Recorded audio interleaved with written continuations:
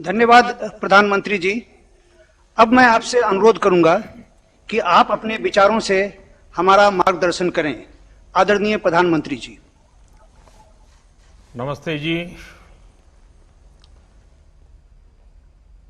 देश में चल रहा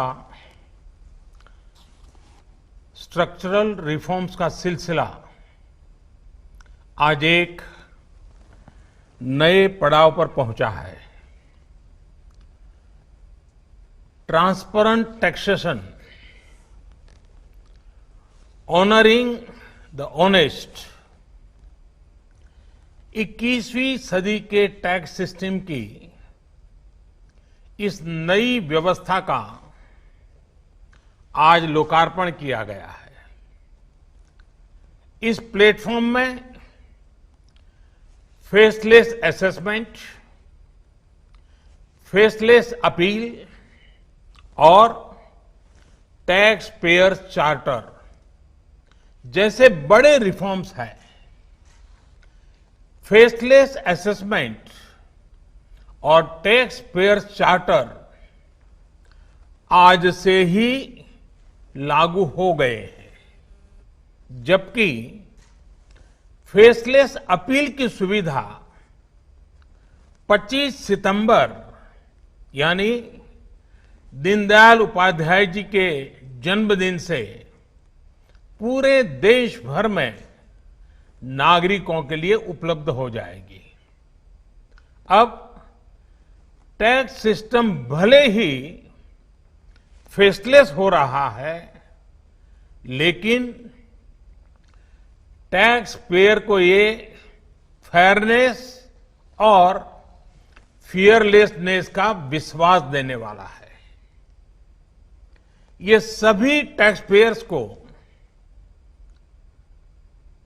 इस महत्वपूर्ण तोहफे के लिए मैं बहुत बहुत बधाई देता हूं और इनकम टैक्स विभाग के सभी अधिकारियों को, हर छोटे मोटे कर्मचारी को भी बहुत बहुत शुभकामनाएं देता हूं। साथियों, बीते 6 वर्ष में हमारा फोकस रहा है banking the unbank, securing the unsecured और फंडिंग द अनफंडेड। आज एक तरह से एक नई यात्रा शुरू हो रही है। ऑनरिंग द ऑनेस्ट, ईमानदार का सम्मान। देश का ईमानदार टैक्स पेयर राष्ट्र निर्माण में बहुत बड़ी भूमिका निभाता है। जब देश के ईमानदार टैक्स पेयर का जीवन आसान बनता है, वो आगे बढ़ता है, तो देश का भी विकास होता है, देश भी आगे बढ़ता है। साथियों, आज से शुरू हो रही नई व्यवस्थाएं, नई सुविधाएं मिनिमम गवर्नमेंट, मैक्सिमम गवर्नेंस, इसके प्रति हमारी प्रतिबद्धता को और मजबूत करती है। ये देशवासियों के जीवन से सरकार को, सरकार के दखल को कम करने की दिशा में भी एक बड़ा कदम है। साथियों, आज हर नियम कानून को, हर पॉलिसी को प्रोसेस और पावर सेंट्रिक अप्रोच से बाहर निकालकर उसको पीपल सेंट्रिक और पब्लिक फ्रेंडली बनाने पर बल दिया जा रहा है। ये नए भारत के नए गवर्नेंस मॉडल का प्रयोग है और इसके सुखद परिणाम भी देश को मिल रहे हैं। आज हर किसी को ये एहसास हुआ है कि शॉर्टकट्स ठीक नहीं है। और हमारे यहां तो रेलवे स्टेशन पे लिखा जाता है, shortcut will you cut you short. गलत तौर तरीके अपनाना सही नहीं है। वो दौर अब पीछे चला गया है। अब देश में माहौल इस ओर आगे बढ़ रहा है कि कर्तव्य भाव को सर्वोपरि रखते हुए सारे काम होने चाहिए। सवाल यह है कि ये बदलाव आखिर कैसे आ रहा है? क्या ये सिर्फ सख्ती से आया है? क्या ये सिर्फ सजा देने से आया है? जी नहीं, बिल्कुल नहीं। इसके अगर मोटे मोटे तौर पर मैं कहूं तो 4 बड़े कारण हैं। पहला, पॉलिसी ड्रिवन गवर्नेंस। जब पॉलिसी स्पष्ट होती है तो ग्रे एरियाज मिनिमम हो जाते हैं और इस कारण व्यापार में, बिजनेस में और सरकार के और निर्णयों में भी डिस्क्रिशन की गुंजाइश कम हो जाती है। दूसरा, सामान्य जन की ईमानदारी पर विश्वास। तीसरा, सरकारी सिस्टम में ह्यूमन इंटरफेस को सीमित करके टेक्नोलॉजी का बड़े स्तर पर उपयोग। आज सरकारी खरीद हो, सरकारी टेंडर हो या सरकारी सेवाओं की डिलीवरी, सब जगह टैग इंटरफेस सर्विस दे रहे हैं। और चौथा, हमारी जो सरकारी मशीनरी है, जो ब्यूरोक्रेसी है, उसमें एफिशिएंसी, इंटीग्रिटी और सेंसिटिविटी के गुणों को रिवॉर्ड किया जा रहा है, पुरस्कृत किया जा रहा है। साथियों, एक दौर था जब हमारे यहां रिफॉर्म्स की बहुत बातें होती थी। कभी मजबूरी में कुछ फैसले लिए जाते थे, कभी दबाव में कुछ फैसले हो जाते थे, तो उन्हें रिफॉर्म कह दिया जाता था। इस कारण इच्छित परिणाम नहीं मिलते थे। अब ये सोच और अप्रोच दोनों बदल गई है। हमारे लिए रिफॉर्म का मतलब है रिफॉर्म नीति आधारित हो, टुकड़ों में नहीं हो, होलिस्टिक हो और एक रिफॉर्म दूसरे रिफॉर्म का आधार बने, नए रिफॉर्म का मार्ग बनाए।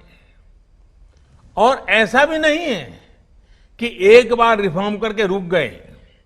ये निरंतर सतत चलने वाली प्रक्रिया है।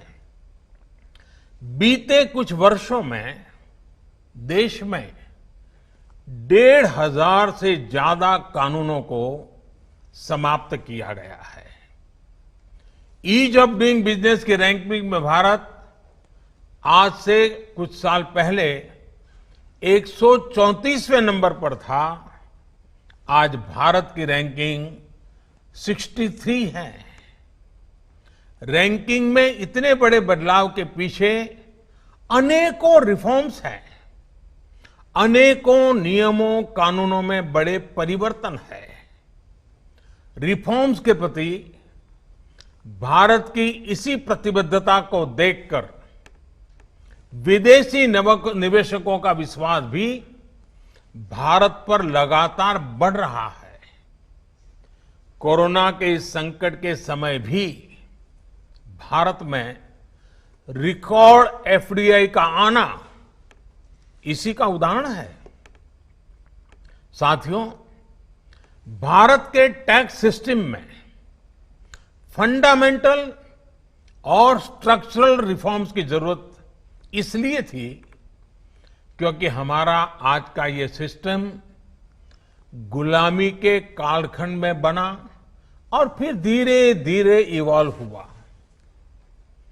आजादी के बाद इसमें यहां वहां थोड़े बहुत परिवर्तन किए गए, लेकिन लार्जली सिस्टम का कैरेक्टर, उसकी चाल चलन वही रहा। परिणाम यह हुआ कि जो टैक्स पेयर राष्ट्र निर्माण का एक मजबूत पिलर है, जो देश को गरीबी से बाहर निकालने के लिए योगदान दे रहा है, उसको कटघरे में खड़ा किया जाने लगा। इनकम टैक्स का नोटिस फरमान की तरह बन गया। देश के साथ छल करने वाले कुछ मुट्ठी भर लोगों की पहचान के लिए बहुत से लोगों को अनावश्यक परेशानी से गुजरना पड़ा। कहां तो टैक्स देने वालों की संख्या में गर्व के साथ विस्तार होना चाहिए था और कहां गठजोड़ की, साठगांठ की व्यवस्था बन गई। इस विसंगति के बीच ब्लैक और व्हाइट का उद्योग भी फलता फूलता गया। इस व्यवस्था ने ईमानदारी से व्यापार कारोबार करने वालों को, रोजगार देने वालों को और देश की युवा शक्ति की आकांक्षाओं को प्रोत्साहित करने के बजाय कुचलने का काम किया। साथियों, जहां कॉम्प्लेक्सिटी होती है, वहां कंप्लायंस भी मुश्किल होता है। कम से कम कानून हो, जो कानून हो वो बहुत स्पष्ट हो, तो टैक्स पेयर भी खुश रहता है और देश खुशहाल होता है। बीते कुछ समय से यही काम करने की दिशा में एक के बाद एक कदम उठाए जा रहे हैं। अब जैसे दर्जनों टैक्सेस की जगह जीएसटी आ गया, रिटर्न से लेकर रिफंड की व्यवस्था को पूरी तरह से ऑनलाइन किया गया। जो नया स्लैब सिस्टम आया है, उसमें बेवजह के कागजों और दस्तावेजों को जुटाने की मजबूरी से मुक्ति मिल गई है। यही नहीं, पहले 10 लाख रुपए से ऊपर के विवादों को लेकर सरकार हाई कोर्ट और सुप्रीम कोर्ट पहुंच जाती थी। अब हाई कोर्ट में 1 करोड़ रुपए तक के और सुप्रीम कोर्ट में 2 करोड़ रुपए तक के केस की सीमा तय की गई है। विवाद से विश्वास जैसी योजना से कोशिश ये है कि ज्यादातर मामले कोर्ट से बाहर ही सुलझ जाए। इसी का नतीजा है कि बहुत कम समय में ही करीब 3 लाख मामलों को सुलझाया जा चुका है।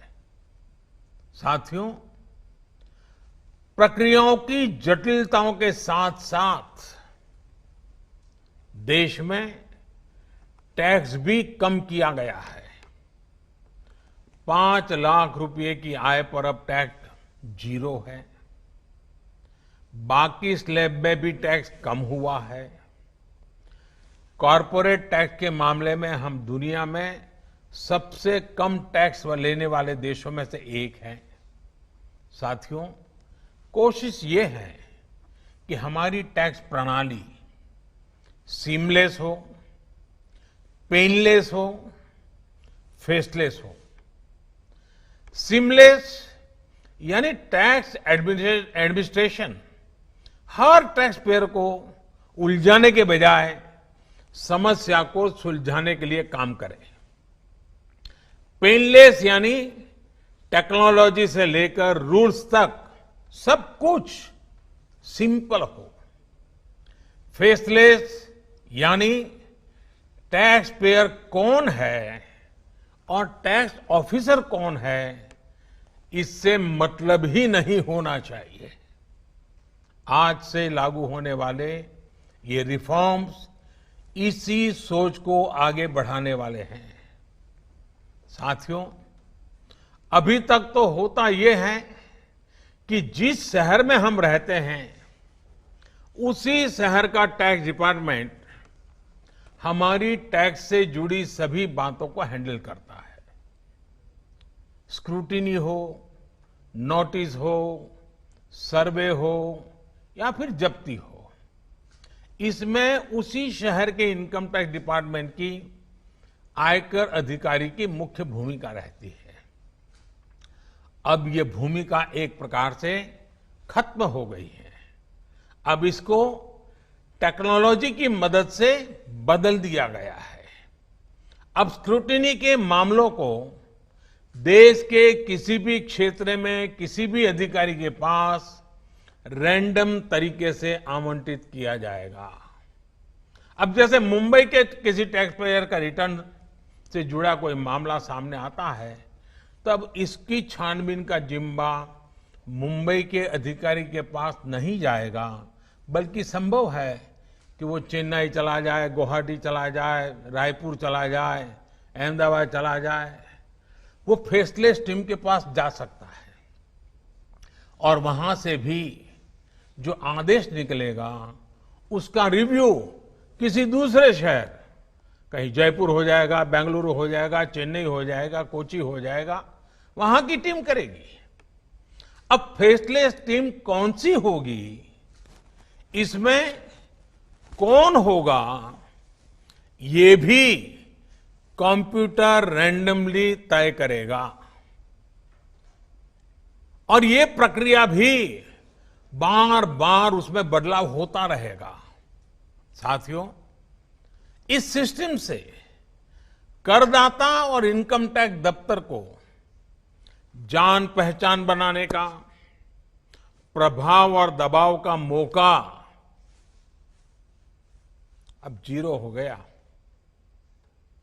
सब अपने अपने दायित्व के हिसाब से काम करेंगे। डिपार्टमेंट को इससे लाभ ये होगा कि अनावश्यक मुकदमेबाजी बचेंगे उससे। दूसरा, ट्रांसफर पोस्टिंग में लगने वाली गैर जरूरी ऊर्जा से भी अब राहत मिलेगी। इसी तरह टैक्स से जुड़े मामलों की जांच के साथ साथ अपील भी अब फेसलेस होगी। साथियों, इस एक महत्वपूर्ण रिफॉर्म के साथ साथ आज भारत एक बहुत महत्वपूर्ण कदम उठा रहा है और वो है टैक्स पेयर चार्टर। ये टैक्स पेयर चार्टर भी देश की विकास यात्रा में बहुत बड़ा कदम है और टैक्स पेयर के लिए अधिकार और कर्तव्य दोनों को संतुलित करने का और सरकार की जिम्मेवारी पक्की करने का ये बहुत अहम कदम है। टैक्स पेयर को इस स्तर का सम्मान और सुरक्षा देने वाले दुनिया में बहुत कम देश है, गिने चुने देश हैं। लेकिन अब भारत भी इस महत्वपूर्ण कदम की ओर अपने आप को ले जाकर के उसमें शामिल हो गया है। अब टैक्स पेयर को उचित, विनम्र और तर्क संगत व्यवहार का भरोसा दिया गया है। यानी आयकर विभाग को अब टैक्स पेयर की डिग्निटी का संवेदनशीलता के साथ ध्यान रखना होगा। अब टैक्स पेयर की बात पर विश्वास करना होगा। डिपार्टमेंट उसको बिना किसी आधार के ही शक की नजर से नहीं देख सकता। अगर किसी प्रकार का संदेह है भी तो टैक्स पेयर को अब अपील और समीक्षा का भी अधिकार दिया गया है। साथियों, अधिकार हमेशा दायित्वों के साथ आता है, कर्तव्यों के साथ आते हैं। इस चार्टर में भी टैक्स पेयर से कुछ अपेक्षाएं की गई हैं। टैक्स पेयर के लिए टैक्स देना या सरकार के लिए टैक्स लेना, ये कोई हक का, अधिकार का विषय नहीं है, बल्कि ये दोनों का दायित्व है, जिम्मेवारी है, कर्तव्य है, रिस्पॉन्सिबिलिटी है। टैक्स पेयर को टैक्स इसलिए देना है क्योंकि उसी से सिस्टम चलता है। देश की एक बड़ी आबादी के प्रति देश अपना फर्ज निभा सकता है और उज्जवल भविष्य की ओर कदम भी रख सकता है। इसी टैक्स से खुद टैक्स पेयर को भी तरक्की के लिए, प्रगति के लिए बेहतर सुविधाएं और इंफ्रास्ट्रक्चर मिल पाता है। वहीं सरकार का ये दायित्व है कि टैक्स पेयर की पाई पाई का सदुपयोग करे। ऐसे में आज जब करदाताओं को सुविधा और सुरक्षा ये दोनों मिल रही हैं, तो देश भी हर टैक्स पेयर से अपने दायित्वों के प्रति ज्यादा जागरूक रहने की अपेक्षा करता है। साथियों, देशवासियों पर भरोसा, इस सोच का प्रभाव कैसे जमीनी पर नजर आता है, ये समझना भी बहुत जरूरी है। वर्ष 2012-13 में जितने टैक्स रिटर्न होते थे, उसमें से 0.94% की स्क्रूटनी होती थी।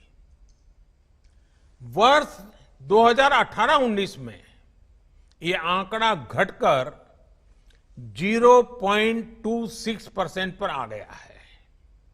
यानी केस की स्क्रूटनी करीब करीब 1/4 हो गई है, 4 गुना कम हुई है। स्क्रूटनी का 4 गुना कम होना अपने आप में बता रहा है कि बदलाव कितना व्यापक है। साथियों, बीते 6 वर्षों में भारत ने टैक्स एडमिनिस्ट्रेशन में गवर्नेंस का एक नया मॉडल विकसित होते देखा है। We have decrease complexity, decrease taxes, decrease litigation, increase transparency, increase tax compliance, increase trust on the tax payer. साथियों, इन सारे प्रयासों के बीच बीते 6-7 साल में इनकम टैक्स रिटर्न भरने वालों की संख्या में करीब 2.5 करोड़ की वृद्धि हुई है। ये वृद्धि तो बहुत बड़ी है, लेकिन इस बात का हम इनकार नहीं कर सकते हैं कि इसके बावजूद भी 130 करोड़ के देश में ये बहुत कम है, बहुत कम है।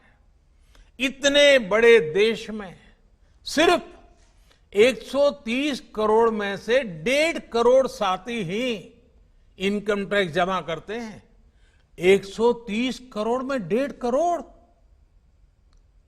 मैं आज देशवासियों से भी आग्रह करूंगा, जो सक्षम है उनको भी आग्रह करूंगा, भिन्न भिन्न करके व्यापार उद्योग के संगठन चलाते हैं उनको भी आग्रह करूंगा। इस पर हम सबको चिंतन करने की जरूरत है, देश को आत्मचिंतन करना होगा और ये हमारा आत्मचिंतन ही आत्मनिर्भर भारत के लिए आवश्यक है, अनिवार्य है।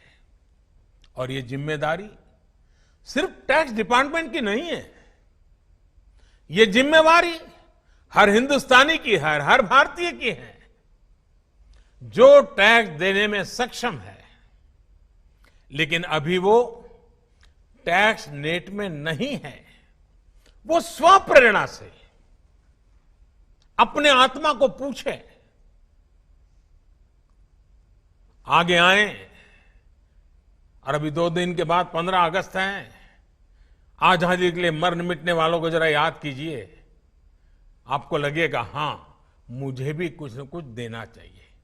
आइए विश्वास के, अधिकारों के, दायित्वों के इस महत्वपूर्ण भावना का सम्मान करते हुए, इस प्लेटफॉर्म का सम्मान करते हुए नए भारत, आत्मनिर्भर भारत के संकल्प को सिद्ध करें। एक बार फिर देश के वर्तमान और भावी ईमानदार टैक्स पेयर को बहुत बहुत बधाई देता हूं, शुभकामनाएं देता हूं।